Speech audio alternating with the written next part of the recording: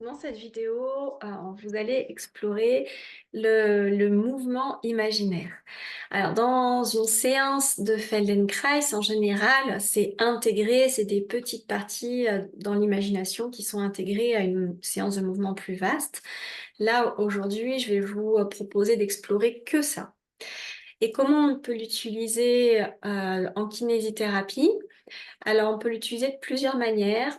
On peut l'utiliser avec l'idée d'accentuer les contrastes, c'est-à-dire, par exemple, de faire des mouvements imaginaires que d'un côté, que ce soit au niveau de la jambe, au niveau du pied, de la main, du bras, ou enfin voilà. On peut choisir exprès une partie du corps et demander à la personne de sentir comment elle sent son corps avant. Donc ça, il y a plusieurs manières de diriger, hein, l'écoute du corps. Donc ça, si c'est d'autres, vous trouverez sur cette chaîne YouTube d'autres propositions pour aller écouter, guider la personne sur comment elle se sent maintenant, parce que il y a certaines personnes qui, si elles ne sont pas guidées, ne seront pas capables de décrire ce qui se passe dans leur corps. Il y a très souvent les personnes qu'on voit en kinésithérapie, c'est juste, c'est bien, j'ai mal ou j'ai pas mal, et il n'y a pas toute la richesse de perception intérieure qui est développée sur la conscience des différents états de tension, la conscience des différents états de tonus, la conscience de parties du corps qui sont présentes et d'autres moins, la conscience de zones, parfois parties du corps qui paraissent floues, tout ça c'est des sensations. Parfois aussi, juste le mouvement de la respiration, parfois il n'est pas conscient, ou des parties du corps qui sont chaudes, qui sont froides, qui sont pleines, qui paraissent vides. Voilà, tout ça c'est des perceptions qu'on peut apprendre à sentir sur soi, et aussi cette notion d'espace intérieur du corps. Il y a une manière très simple, par exemple, d'amener, de guider la personne sur son ressenti corporel, c'est de l'amener à sentir quel est l'espace intérieur du pied, quel est le volume, quel est l'espace intérieur du talon. Est-ce que c'est possible de le sentir sans le regarder ou pas? Quel est le volume, quel est l'espace à l'intérieur de toute la voûte plantaire? Est-ce que la personne elle a besoin de bouger pour ressentir l'espace de son pied? Donc ça, je vous donne un exemple pour le pied, mais après, on peut le faire de plein de manières différentes dans tout le corps. Ressentir l'espace et le volume, c'est juste une manière de guider. En Feldenkrais, avec la méthode Feldenkrais, on en explore plein de manières de rediriger l'attention sur la sensorialité. Donc voilà, ça pourrait être un début. Choisir juste une exploration sensorielle, faire des mouvements imaginaires et revenir à l'exploration sensorielle de départ pour sentir la différence. Donc quand on fait ça, le premier objectif, ça peut être juste pour faire prendre conscience que juste le mouvement de notre attention change la perception de notre corps. Et ça, c'est beaucoup déjà, d'éveiller les personnes à ça, à l'importance du mouvement de leur attention. Un deuxième objectif thérapeutique, c'est pour les personnes qui ont mal. Ça peut être que sur le côté qui va bien, elles font les mouvements qu'on propose, et de l'autre côté, elles font les mouvements, si c'est douloureux, elles ne le font que dans l'imagination. Et il y en a beaucoup, moi, c'est quelque chose que je proposais beaucoup en atelier collectif, quand j'en proposais encore.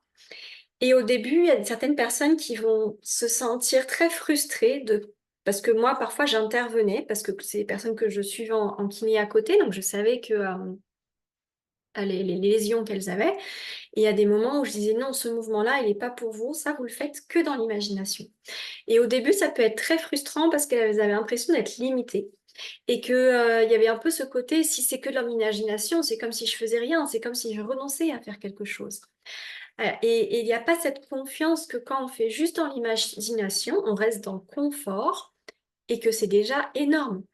Et j'ai beaucoup de personnes qui sont revenues me voir après en me disant mais c'est fou, juste dans l'imagination, et je me suis relevée, je marchais mieux.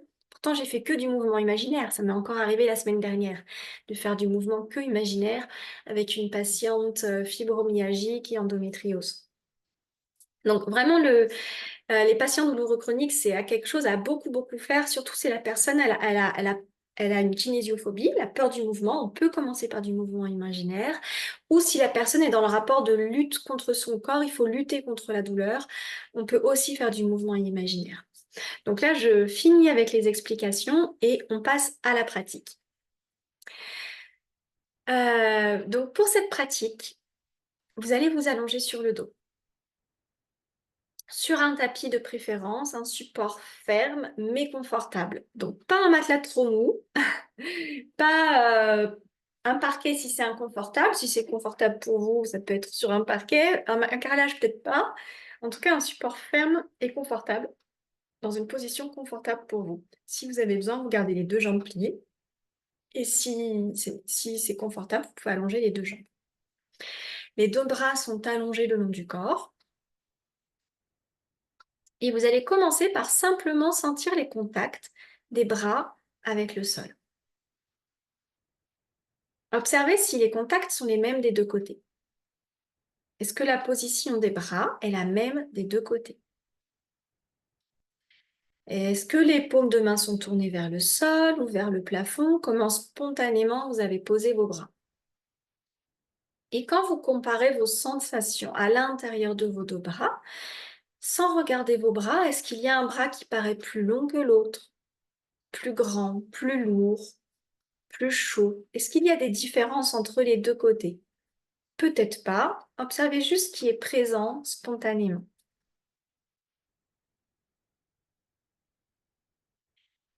Et ensuite, dans l'imagination, sans bouger, vous allez imaginer que vous allez soulever votre épaule droite du sol, sans bouger.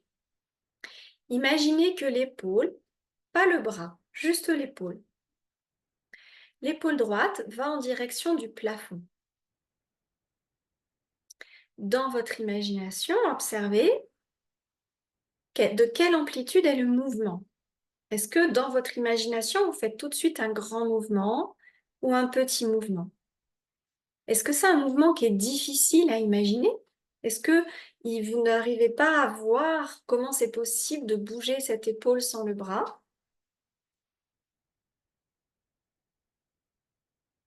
Et si c'est confus, c'est pas grave, observez juste cette confusion. Donc toujours dans l'imagination, imaginez que cette épaule, elle avance vers le plafond. Vous la soulevez du sol. Et donc dans votre imagination, imaginez que vous soulevez également l'omoplate droite, qui va se soulever très légèrement du sol. Et dans votre imagination, à chaque fois, revenez entièrement, posez votre épaule. Et où se pose votre épaule quand elle est entièrement relâchée? C'est quoi la position neutre? Quand vous imaginez ce mouvement, donc dans votre imagination, continuez à votre rythme, cette épaule droite qui se soulève, cette épaule droite qui se pose. Comment vous respirez? Est-ce que vous avez tendance à retenir votre respiration?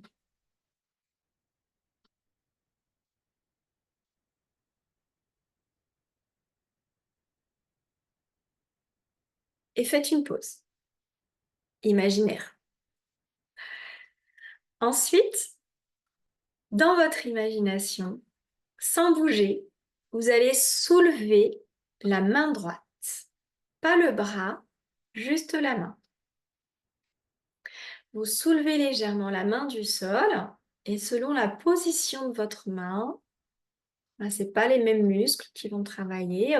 Cherchez à sentir quels sont les muscles qui permettent à la main de se soulever et accompagnez le retour du mouvement pour relâcher entièrement votre main. Voilà, continuez plusieurs fois dans l'imagination, sans faire le mouvement, de soulever votre main et poser votre main. Dans l'imagination, imaginez quels sont les muscles qui travailleraient et avec quelle intensité.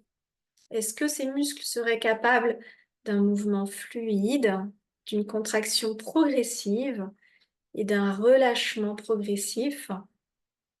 Est-ce que dans votre imagination, le mouvement vous paraît, hop, saccadé, ou peut-être saccadé que au retour, Quelle est la qualité de ce mouvement imaginaire? Quel poids aurait votre main? Quelle sensation de poids? Et comment est votre respiration?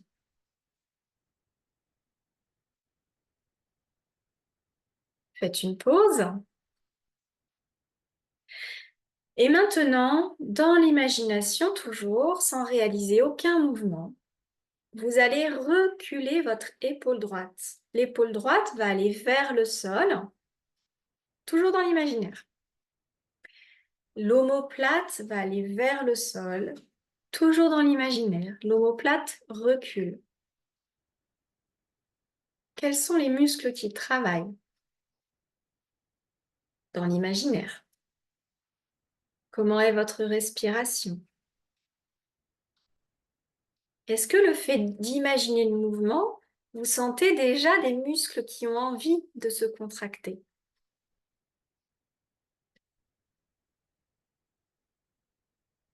Faites une pause. Puis maintenant, imaginez le coude droit qui recule et vient s'appuyer sur le sol, toujours dans l'imaginaire. Imaginez une contraction progressive, une prise d'appui progressive et un relâchement progressif.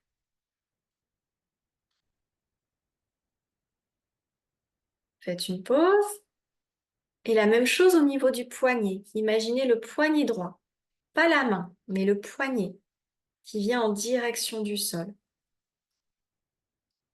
Toujours un mouvement imaginaire.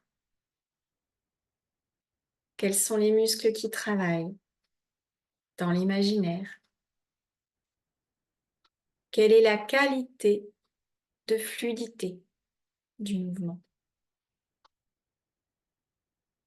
Comment est votre respiration? Puis arrêtez tout mouvement imaginaire et revenez à l'écoute de vos deux bras. Sentez la différence entre le bras droit, le bras gauche. Est-ce qu'il y a un bras plus lourd, plus léger, plus plein, plus vide, plus froid, plus chaud, plus long? Quels sont... Voilà, neuf, vous pouvez avoir d'autres mots que je n'ai pas cités, mais quelles sensations vous avez? Où va votre attention quand vous allez à l'intérieur du bras droit et à l'intérieur du bras gauche? Qu'est-ce qui a changé par rapport au début de la séance? Vous pouvez faire vos commentaires en dessous de la vidéo.